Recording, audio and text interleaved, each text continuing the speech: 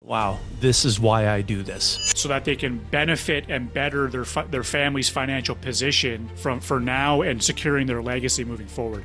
Anytime conversations like that, it's worth the reason why we do this. All day long. Because they did something really powerful and really important. They put a child protection rider on that term policy.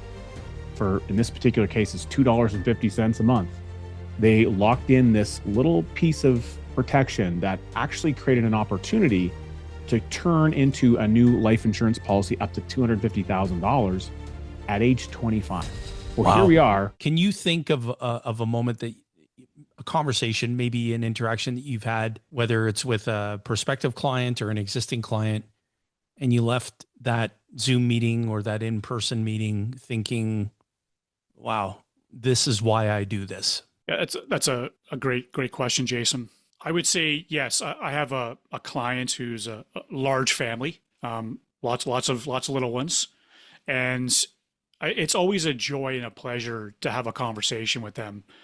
And they're really taking the time to understand, but also put themselves in a good position financially for their children. Focus on estate planning, focus on, hey, what's the next steps? Like, what do I do in case something were to happen? And they're also starting this process, building out their family banking system by having all their kids, doing it as well. But it's always such a joy to listen to them because they have such a willingness and an eagerness to learn, so that they can benefit and better their family's financial position for now and securing their legacy moving forward. Anytime conversations like that, it's worth the reason why we do this. All day long. I got to share this with you guys. So I was at an amazing meeting here this week with a gentleman, amazing guy, one of my favorite clients, such a neat guy, always has an amazing attitude and really, really circles back to the book on a regular basis and Nelson's teachings. Now, his oldest son has been uninsurable, he has a disability, and because of that, he will require some assistance at various throughout life. And so, at some point in time, we were talking. So, at some point in time, we're going to be talking about one another in the past tense.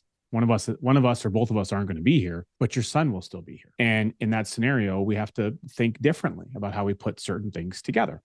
And so here we are in a position where, gratefully and thankfully, when he first came to us, he already had some term insurance in place. Amazing. His family's protected. He had something in place. The previous advisor, who I would hug, if I knew who the person was, I'd give him a big hug, because they did something really powerful and really important. They put a child protection rider on that term policy. For, in this particular case, it's $2.50 a month. They locked in this little piece of protection that actually created an opportunity to turn into a new life insurance policy up to $250,000 at age 25. Well, Wow. Here we are. We're 4 or 5 months away from age 25, and he received a notice in the mail that he can exercise this option. Yeah. In fact, he wanted to get rid of this policy, and I said, well, don't do that. We need to keep it, and we need to keep it for this reason. Yeah. And this is a critical cog in your family's machine. So we have to make sure that we maintain this. So he had to go through a term renewal, maintain it for a couple of years just to be able to turn this thing on. And we're in the process of now sketching out how to do that. That's great. And now, is it with the company that I'd prefer or that he would prefer? The answer is no. But we've got, Nelson would say, work with what you got. That's right. And so it was just a fun and really engaging conversation. And I learned some interesting, because we're always learning in what we do. And I learned some things about, at least at the rules in Ontario, someone who's got a particular disability, they might qualify for certain assistance programs. Mm-hmm. But in order to do that, they can't they can't end up with a net worth over like $100,000. So, like, if they had cash value and they owned the policy and it exceeds that number at some future point, it would kill their income benefits potentially, which could be devastating in the future. Yeah. So we had to have a conversation about ownership. Well, the good news is the father can own it and the son doesn't have to own it. And they've already created in their will a trust model that will be set up upon him and his wife passing, so we can transfer the contingent ownership to the trust when they go, so that it won't interrupt any of those benefits. And then it's like, well, the other thing is we want to make things simple and easy, so that at this future point in time when you're no longer here, while it would be great if we could pay a premium, it'd probably be a lot easier if he doesn't have to. So why don't we set the payment period to a lower time frame, like a 20, it's fully funded in 20 years. There's no requirement for premiums afterwards. So we can create the methodology that allows us to think into that future environment. And so it was a really good example of Nelson thinking long range. Rule number one, you got to think long range. He says, learn how to think beyond your own lifespan. And just the pure idea of that one thing, which has become a natural statement for me. Sometimes I catch myself and like, oh, there was a point in time in my life where I didn't know that that was possible. I couldn't comprehend the idea that you could think beyond your own lifespan. Mm. And ever since the day that Nelson taught me that you could do that, I've never been able to go backwards into the space where I realized it wasn't possible. And so once it becomes this known element, it's like you just move forward in that direction and you don't realize that there was like life before. Does that make sense? Yeah, perfect sense. That's a good job, Richard. That's a great example of really looking out for somebody and them really taking ownership on looking after their family as well.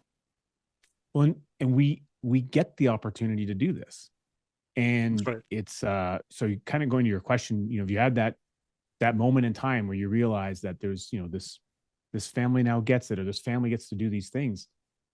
That's one of the most amazing elements that we're privileged to be able to have on a pretty regular basis with our clients and our team. Often we share stories. Jayson, how often do we get on a meeting with the team and you're like, okay, everybody, before we get started, let's go and look at some of the Google reviews. And then we're going to read it. Okay, Ash, you read one. Richard, you read one. And we read it out for the whole group, and everyone gets kind of invigorated by what it is that we do. That's right.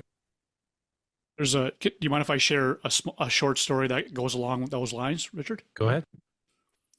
So I was actually just responding to an email from a client, and it had to do with the last quarterly coaching session that you ran there, Rich, with legacy and stuff like that.